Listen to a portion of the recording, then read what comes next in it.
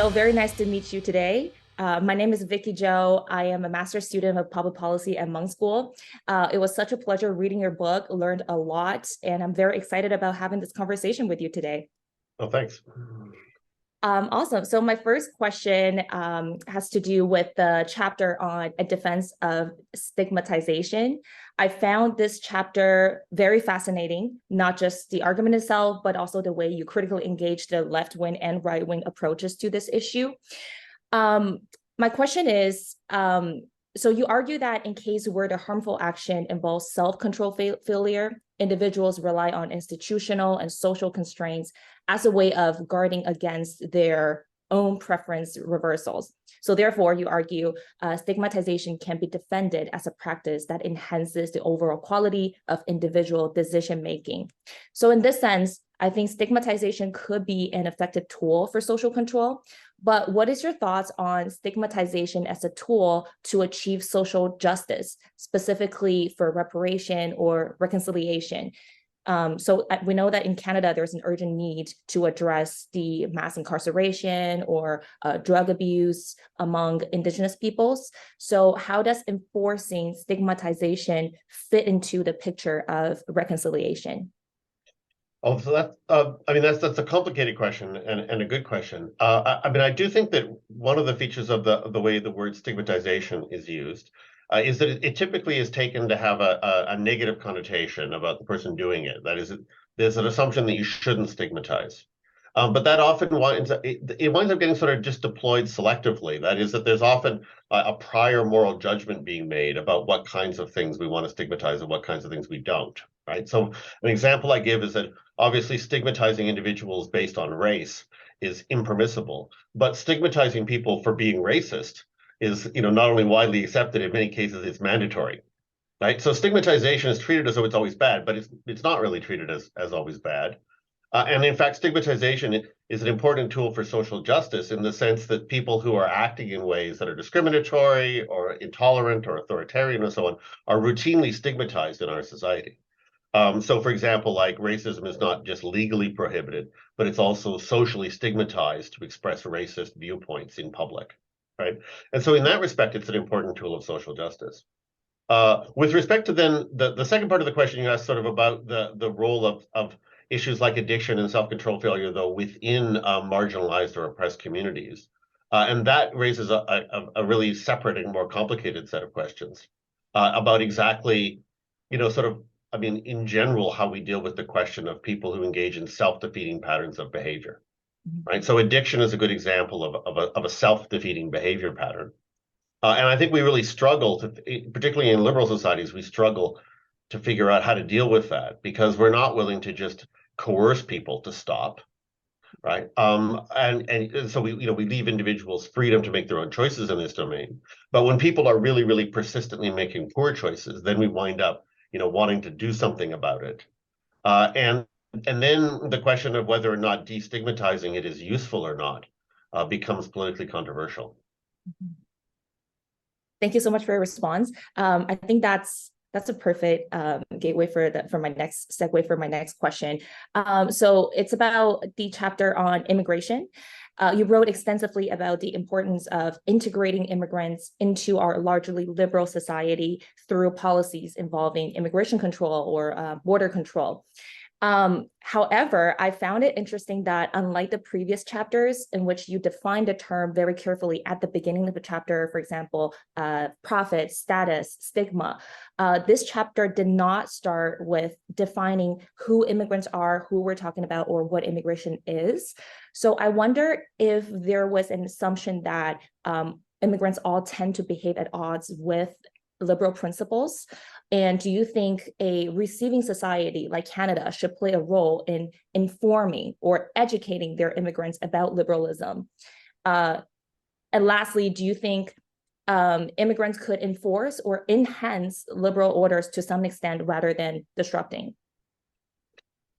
Yeah, and I did want to suggest that, there's a little bit of tension around the immigration issue because I'm addressing primarily a Canadian audience, but the paper was not written exclusively for a Canadian audience. And so, I was careful to distinguish the situation of immigrants from, say, refugees. because I want to emphasize that in the case of immigrants, I'm talking about people who voluntarily choose to move to the country, as opposed to displaced persons who often have no choice. And they raise very different, issues around justice. So with immigrants, I'm talking primarily about people who choose to move. And then, of course, Canada has a point system for entry where immigrants are selected in various ways, right? And so we wind up with a very particular profile of immigrants, where other countries, like, for example, the United States, don't have that system and therefore wind up attracting a very different class of people. So you're right, there is absolutely some ambiguity there. But I wanted to, I mean, the overwhelming majority of immigrants who move to Canada interested in sort of taking on the entire package of Canadian sort of society and values, and obviously come to Canada with liberal values.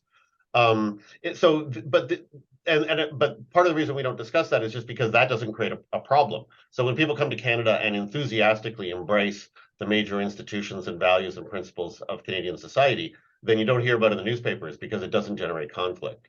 Where it generates conflict is when people come to Canada and reject something that we consider like a central feature of Canadian society. So, for example, the way civil law in with respect to, say, divorce treats men and women equally, right? So that's a central feature of Canadian society. So when immigrants come and challenge that, and they say, "Hey, I thought you were multicultural, right? Like, I thought you respected our cultural differences. We don't particularly want to respect that particular Canadian value. We want to be free to embrace our own set of values." That generates a conflict, in part because actually many Canadians have not really known how to respond to that. That is, that they felt like that sort of there's a point there, like, who are we to just impose our idea that men and women are equal? Right. So that's why it generated conflict. And so what I wanted to do in that particular chapter was sort of, try to make some progress on resolving that issue, to explain why Canadians can insist on certain sort of core values or principles like equality between men and women, um, without having to worry about sort of parochially just imposing their values upon others. In other words, without just violating the commitment to pluralism. But that's very much guided by just where the conflicts have arisen in Canadian society on these questions. Yeah, thank you. And that leads me to my last question. Obviously, I really admire how the almost like a very bluntly honest approach to writing this book. So because I published a book 2 years ago titled Through My Eyes, Exploring the World While Being Asian. But obviously compared to your publications, that was just like a very baby step. But so for Well, I'm this an old man as well, right? You've got decades ahead of you. Yeah, thank you. So I really wanted to know what your writing process was like, because when I was doing the research and kind of like structuring for my book, I experienced a lot of internal battles about what to include, what theories or sources I want to engage with, or just sorting out my own train of thoughts. So I wonder, for a much more experienced writer like yourself, did you encounter any challenges while writing? And since you wrote on many complex or even arguably controversial issues, did you experience any pushback from other people or yourself? Right. I was going to say the one thing we have in common is that both of our books were sort of the product of pandemic confinement. Yes. Um, that is, that some people experience it as really oppressive being stuck in their house, but for me, it helped the writing process for sure. Which is that I had sort of few opportunities to distract myself by doing other things. And so, right. So the thing about the book and the articles in the book is that they're all very, very argument driven. And Mhm. so in each case, I started out with a point that I wanted to make, and then a bunch of people who I thought were missing that point. And so everything is driven very much by the need to make that argument. And so typically with an argument like that, you work backwards from the conclusion. So you figure out where you want to be, and then what are the obstacles to getting everybody else to that conclusion. And then you sort of start at the beginning and try to explain step by step your process.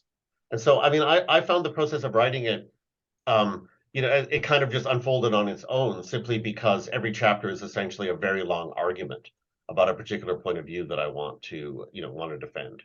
And so, I mean, I'm a professor in the Department of Philosophy, so we're in the business of making arguments, in many cases, long arguments. And so, in that respect, though, I find it easy to organize it all because, in a sense, the organization just follows from the point that I'm trying to make. Well, thank you so much for answering all my questions. It was such a pleasure reading your book. And I really recommend it to a lot more people to learn from your book and read your book. And thank you so much for having this conversation with me, Joe. Yeah, thanks for taking the time.